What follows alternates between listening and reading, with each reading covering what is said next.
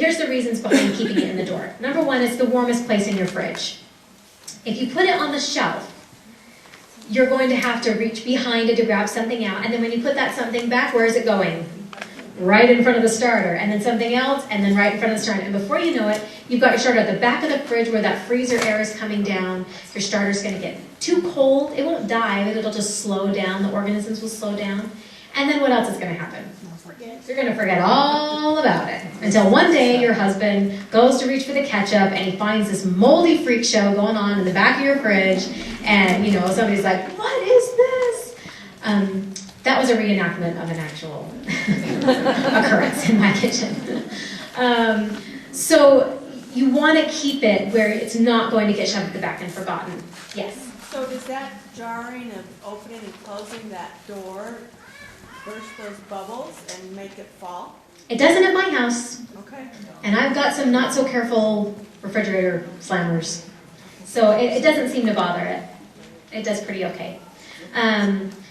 So I recommend you keep it in the door of your fridge. When I first kind of started doing this in the door of the fridge, I realized the importance of checking on it regularly. So what I did is I put a Post-it note right at eye level, which for you guys is probably like chest level, right? But I put it eye level right on the fridge door, and it said starter. So every time I would open the fridge, I'd see the note, and I'd just glance at my starter. Every time. And eventually I didn't need the Post-it. And eventually I got so good at it that one day I bought myself a brand new jar of Adam's peanut butter, chunky, and I put it in the door, and I usually keep it on the shelf. And that day I went and I opened the door, and I stood there for about 30 seconds looking at this jar, just like, what happened to my starter? Why is it that funky color? And finally I realized it was the peanut butter, it wasn't my starter. So your reflexes should be that on, that you're just automatically glancing at your starter. And you'll understand why in just a minute. But that's the number one, the first key to success is keep it in the door where you'll see it and check on it regularly. Every time you open the fridge, make it a habit. So now we're going to talk about feeding, okay? Because we really do need to think about this as a living, breathing thing. You're going to have to feed it. With refrigerator starters, you only have to feed it usually about 3 times a week. With a countertop starter, you have to feed it 2 to 4 times a day. So you can understand why I gravitated towards this method. I had a countertop starter. It was so active, I was feeding it 4 times a day. And I decided that anything that has to eat more times than my children, I just did not have time for. And actually, I was teaching a class once, and a lady came, and she had some medical issues that she had been able to remedy with naturally yeasted bread, but she was doing a sourdough countertop version. And I taught her this refrigerator method, and she started to cry. And I thought, oh my goodness, what have I done? And she reached into her purse and pulled out her starter. And reached into her purse and pulled out flour. And she said, I have been taking this thing with me everywhere I go for 6 months. She was so relieved that she didn't have to have this intensive of a process. So we keep our starter in the refrigerator, folks. If there's a crisis, you're not going to be going to the mall anyway. You can take care of it on the countertop at home. But for the fact that we do have refrigerators that are available to us, we're going to keep it in the refrigerator. If there was a crisis, if you didn't have electricity, you could keep it in a cold storage, you could keep it somewhere cooler, or just out on your countertop. You just would need to feed it more often. So it's flexible that way. The pioneers, the way that they would do it is they'd wake up in the morning and take out their starter. They would make some dough with it, feed it, put it back in the wagon, and then the dough would rise all day during the journey. And they'd get to their place at night, and they'd pull out the dough, and they'd cook it over the fire. And then they would pull out the starter again, because by then it's 2 times a day, right? So it's ready to feed again.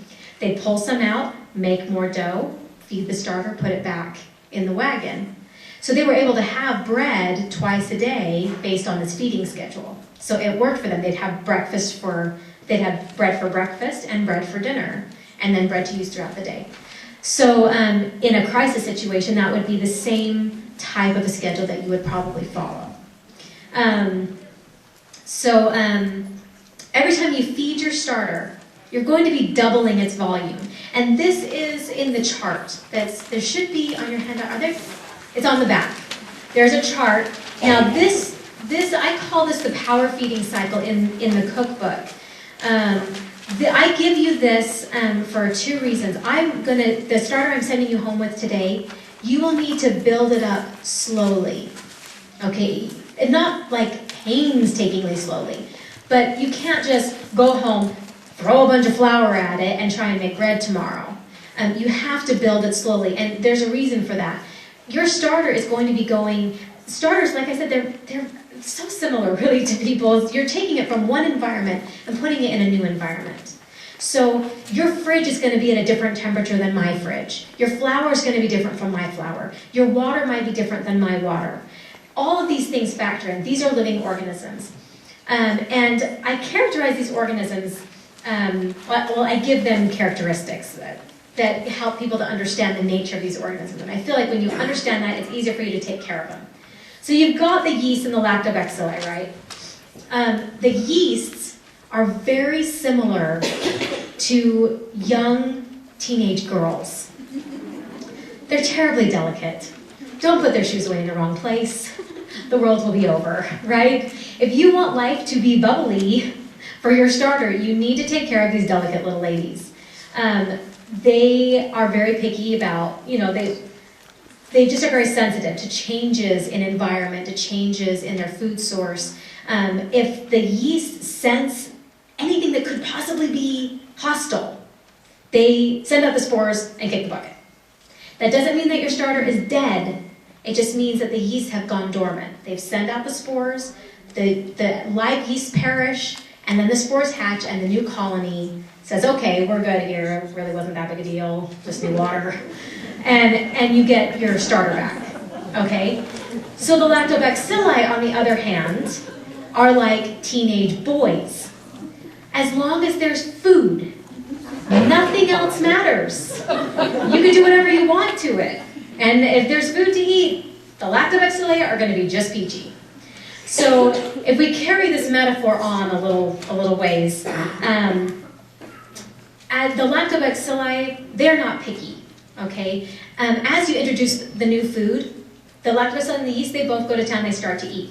Once the fresh food is gone, the yeast are kind of like, okay, we're done now. All the fresh food is gone, we'll just wait to be fed. The lactobacilli, the fresh food is gone, and they're just sitting there and they're getting hungry, and no new food is happening. Maybe you've forgotten to feed your starter. The yeasts, at this point, have begun to panic, right? Like, where's the food? And then they do what? As they panic, they begin to send out the spores and kick the bucket. The lactobacilli, on the other hand, there's still food there. It's not fresh, but it's edible. So they go back in for more. They will eat everything and then lick the fridge. Like they will continue to consume the wheat as long as there's wheat there to consume. If you leave your starter for a long period of time, I'm talking like a couple of weeks, when you take your container after that, there will be a lot of liquid on top. The liquid is the byproduct of consuming the wheat. They consume the wheat, and then the byproduct is ethanol and acetic acid. It's alcohol and vinegar. So as they consume it, more of this byproduct is produced. And so as they begin to break down the wheat, if you don't continue to feed it when it needs to be fed, they'll keep going back for more and keep consuming the wheat. You will be able to take your bucket or take your container and tip it, and all your contents will just run out like water. They will completely break down the wheat until there is nothing left, until it's all just this murky byproduct. But as they do that, now, okay, we're going to carry on with our metaphor because it's easy for us to wrap our brains around, right? Sorry, one second. And so as the lactobacilli, they're still having a party. They're still eating and creating byproduct. The yeasts are not. They're waiting for the fresh food. So as this byproduct is being produced, it's kind of like, it reminds me of the time that I was with my young teenage sister, and we went to pick up my teenage brother. I'm the oldest of 6, and so we've got 2 that are kind of the stragglers. So these 2, I've got my sister with me, and I went to pick up my brother and his football buddies after football practice. And it was like one of those heck week practices. So they get in the car, swimming in their own